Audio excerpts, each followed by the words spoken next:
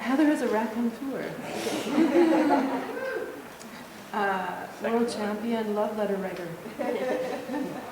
Born in Sacramento. No, that's not true. Oh. Astute in the field of animal husbandry. Sure.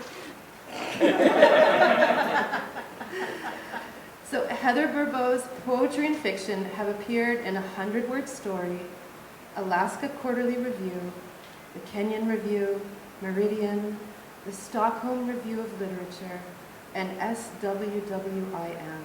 What is that? Awesome. You should check it out. You should submit it for sure. Cool. She has written in Madagascar, read in Tunisia. Oh, hold on a second. Wait, I need to backtrack. So I know bunny hop. What is the grizzly bear? I was looking up sort of, dances from the 20s time frame. So they're all types of dances. So you, yeah, maybe No, after. I did not do research to that degree. Yeah. To sound cool would be time appropriate. Read in Tunisia and worked in Liberia. Her recent collection, Some Days the Bird, is a poetry conversation with the Irish-Australian poet Anne Casey, Beltway Editions 2022. Her latest collection, Monarch, is a poetic memoir of overlooked histories from the U.S. West she was raised in, Cornerstone Press. Please make welcome Heather Bourbeau.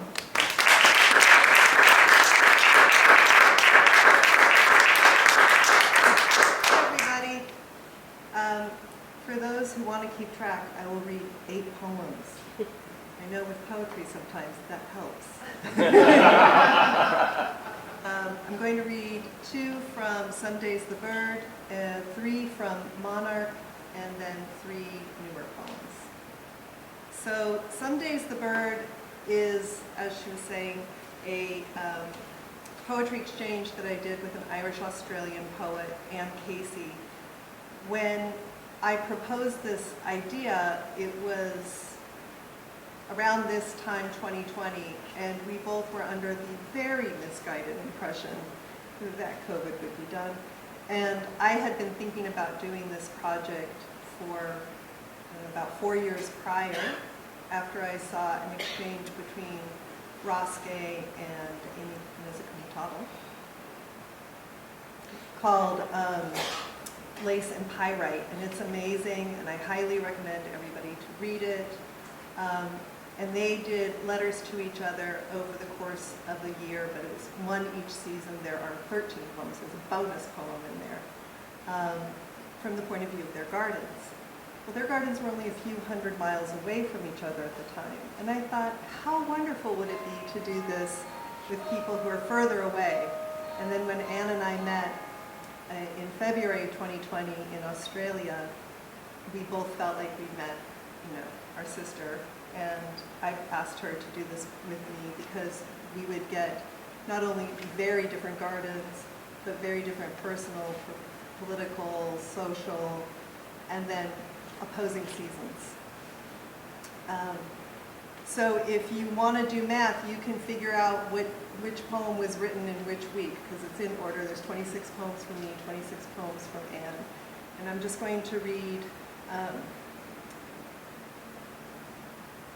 one from earlier in the year, and then one that's roughly from this time in 2021. So this one, Perigee, was written after the conviction of Derek Chauvin. I wake to a congregation I cannot see.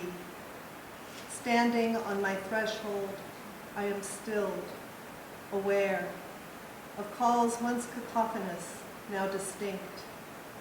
The Baywit wren's trills, the mourning dove coos, the stellar's jay claiming his territory, calling his mate.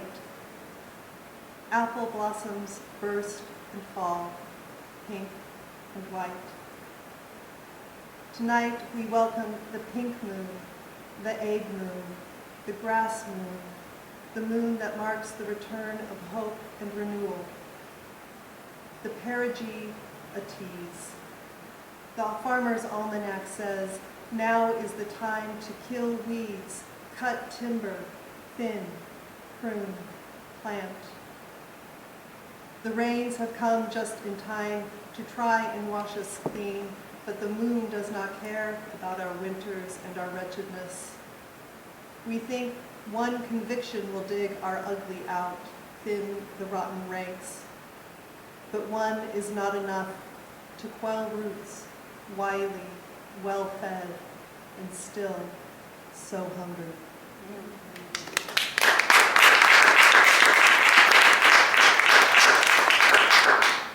And then, I don't know if you guys experienced this, but there were a lot of people setting off fireworks all the flipping time during 2021. And I don't know if you remember this, we were also in a drought.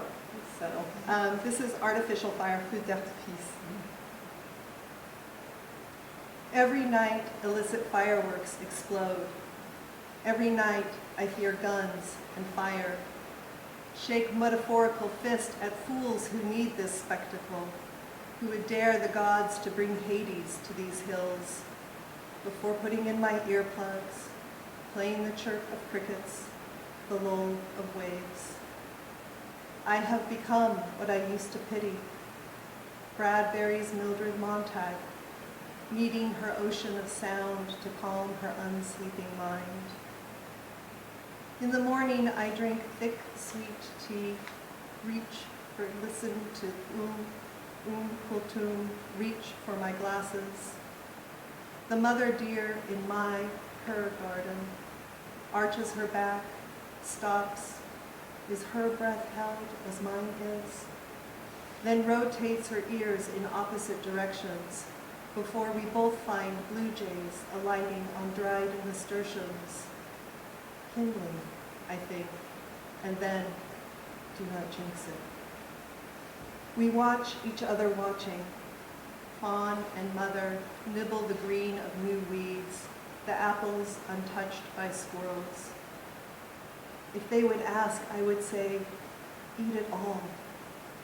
She licks her child's ear, bends, picks nits with her teeth on the neck, the rump, and back to the ear. I want to sleep to these sounds, the soft lapping of tongue on fur, the tiny click of tooth on wax.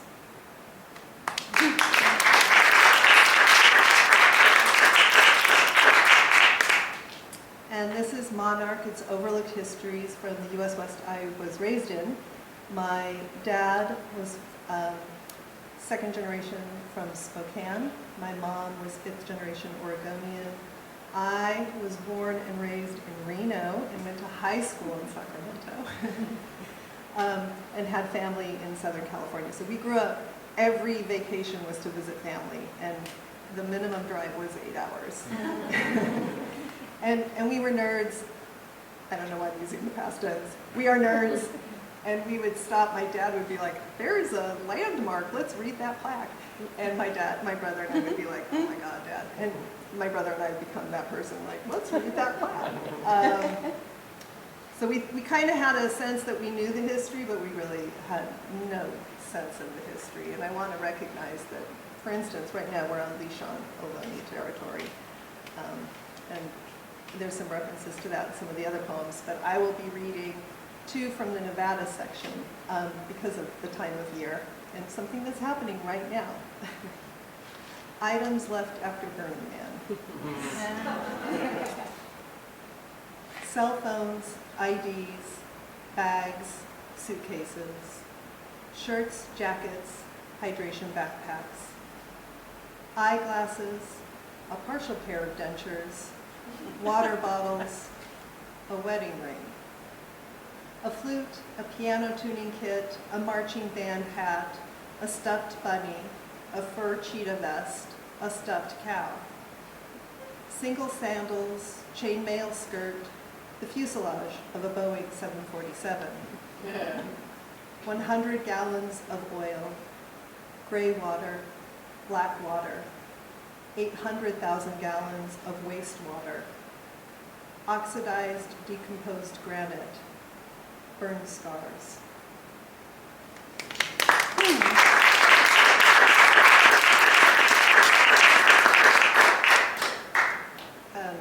Yeah, I have a complicated relationship with that festival.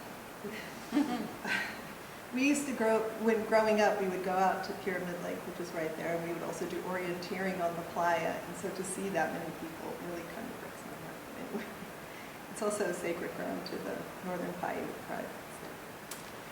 Miss Atomic Blast, switching to a different part of my home state. 1951 Vegas was young, small, and ignorant, if not innocent. 6 hotels on the Strip, Sinatra debuted at the Desert Inn, and the Nevada test site became a spectacle. Calendars were given with detonation times, best places to watch. Showgirls and singers, craps and blasts. Who could ask for anything more? Atomic cocktails and penthouse views, sunglasses and souvenirs, toys and candies. Dawn bomb parties to revel in the lighting of a night sky. A Sands chorus girl danced on Angel's Peak as test cloud bloomed behind. Her poses named apprehension and impact, awe and survival. Tests were named Annie and Priscilla, Hornet and Bee. At the El Rancho, a young dancer was crowned Miss Atomic Blast, awarded 10 pounds of mushrooms. In 1957, another showgirl won Miss Atomic Bomb, icon of blonde curls, red lips, white bikini with cotton mushroom from hips to chin. Flash blinded sheep, Joshua trees smoldered, burns killed livestock, but General said the worst was a mouthful of dirt. The government said no danger outside the bombing range. 41 years, 928 tests. Soldiers who witnessed were more likely to die from leukemia, prostate, and throat cancers. And now, as fans of TV's Chernobyl rush to relish its devastation, the U.S. Department of Energy offers tours of the Nevada test site, calls Sedan Crater the perfect place for a group photo. The pit created by a 104 kiloton device, 635 feet underground. Radiation signs hang from wire fences. The tour is booked out for a year.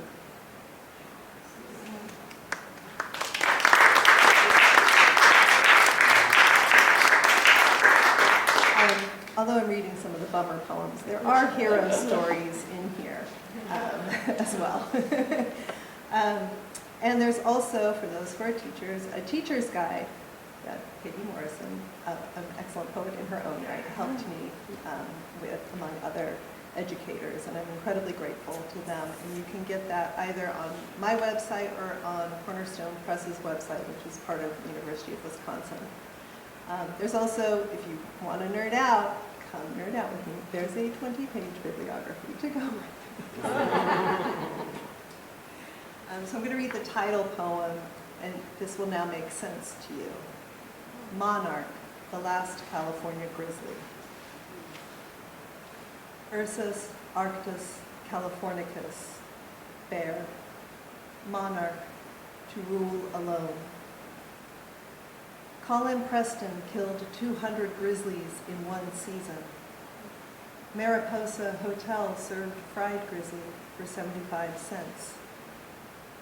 A trapper made furniture from bear parts, presented a chair to President Johnson, 4 legs and claws, a cord to push the head, its gnashing teeth from under the seat. In 1889, Hearst asked a reporter to become a hunter, capture the last wild grizzly. 5 months later, deep in southern coastal wilderness, lured by honey and mutton, Monarch was captured. Gagged and collared, one leg well anchored, a rope around his loins, tethered to trees at night. He bit and tore at restraints, chewed the chains, splintered his teeth, spattered the trap with bloody froth. In San Francisco, Monarch was feted and feared, moved from gardens to park to zoo. By the midwinter exposition, the ostriches drew more spectators. But in 1906, a city beaten by quake and fire looked to Monarch's survival for inspiration. 5 years later, he would be put down, skinned, and stuffed. His remains buried, then exhumed. His skull lost, cracked, and broken. His taxidermy body, the model for the new state flag. On the white background, red star to left, walks a bear, head bent slightly, mouth open, teeth bright, free to feel the soft and rough of the ground, the green underneath his unchained feet.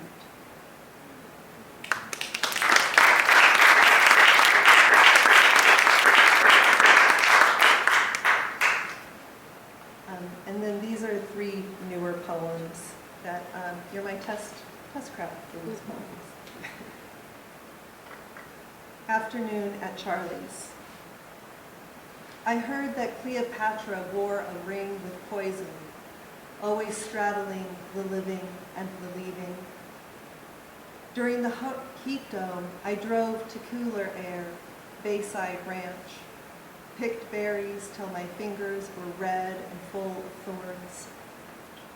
I am too aware how my transport blurs the lines between damnation and escape.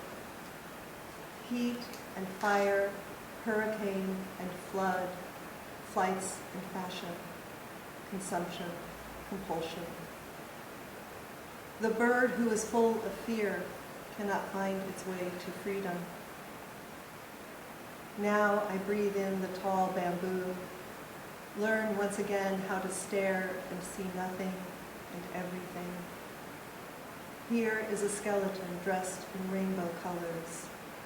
There, a wooden Buddha, free from suffering.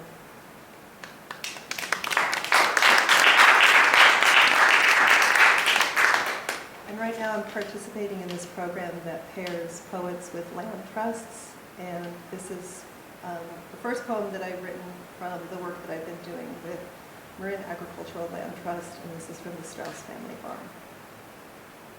High summer. In the year of the water rabbit, tall dry grasses swirl, lapping wind, weight of hooves. Raven and hawk circle and hunt, gopher, deer mouse, shroomel, dreams. The drip of beard lichen from branches, the burst of yellow bird's foot trefoil, bristly ox tongue. I scan my legs for ticks, pick burrs from my socks. Unsubtle these reminders of explorations and intrusions. Last week in Ireland, in light rain, I walked counterclockwise around a holy well. I knelt and cupped my hand, brought water to my face, my heart, thanked the river for all it had given. But we have made our gods fickle and withholding. To the east are floods, to the north fires.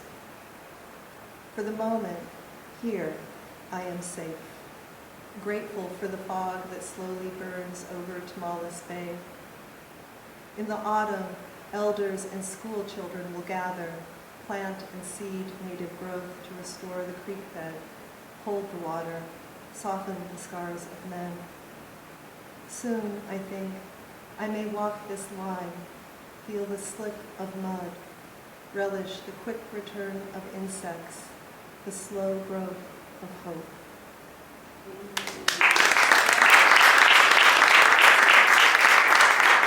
Hopefully you've been keeping track. Here's the last one. And it's a little emotional, so please forgive. Learning to swim. My tongue and this ground, soft with rain, again prepare for fruit. plum buds and apple blossoms. Neither notice my reddening, my bone ache. Even I almost forget. 1 year since our father died. 1 year since I fell to the floor. Unexpected, but not tragic. Unexpected, but not tragic. As if this mantra could soothe others, could calm my guilt. Our people hold no ritual, no burning of a yahrzeit candle, no gathering or burying. We simply sit with the knowledge that he died in the shower alone. Had the gods and fate cared to ask, I would have wished to ease his fears, hold his hand, tend his body, cloth and water, ritual and love. There are 2 photos of my dad carrying me on the Santa Barbara coast. In one, I am 2 and frightened. He holds me in his arms, squints as we watch the surf. My tears mix with the ocean spray. In the other, I am 4, sitting on his shoulders. He is pointing at the shore. I am yelling with joy.